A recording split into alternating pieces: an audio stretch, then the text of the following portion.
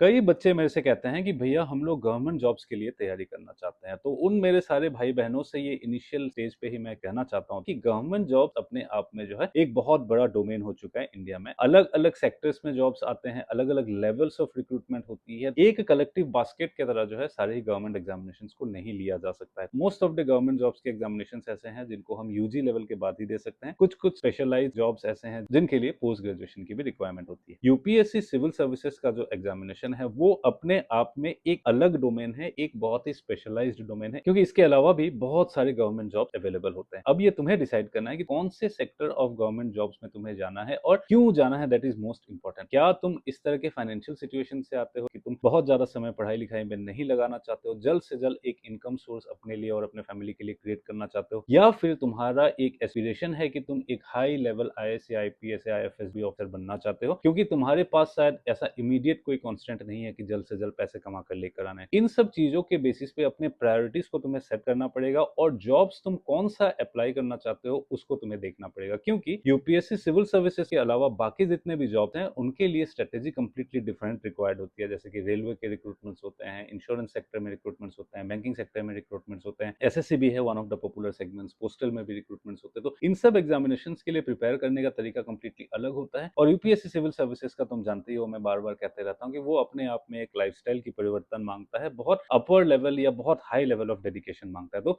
इन सारी चीजों को जल्दी से आउटलाइन अगर कर लोगे और अपने को अगर स्ट्रीमलाइन करते हुए एक पर्टिकुलर डायरेक्शन में लेते जाओगे, तब जाके कुछ अच्छा तुम लोग कर सकते हो। नहीं तो फिर डोलते रहोगे यहाँ वहाँ की, एक साल इस एग्जाम के लिए प्रिपेयर कर लिया, फिर 6 महीने दूसरे एग्जाम के लिए प्रिपेयर कर लिया, फिर नेक्स्ट 6 महीने नया रिक्रूटमेंट आया तो उस एग्जाम के लिए भी बुक्स ऑर्डर कर लिया। तो ये एक बहुत ज्यादा इनस्टेबिलिटी तुम्हारे लाइफ में चलता रहेगा काफी सालों तक।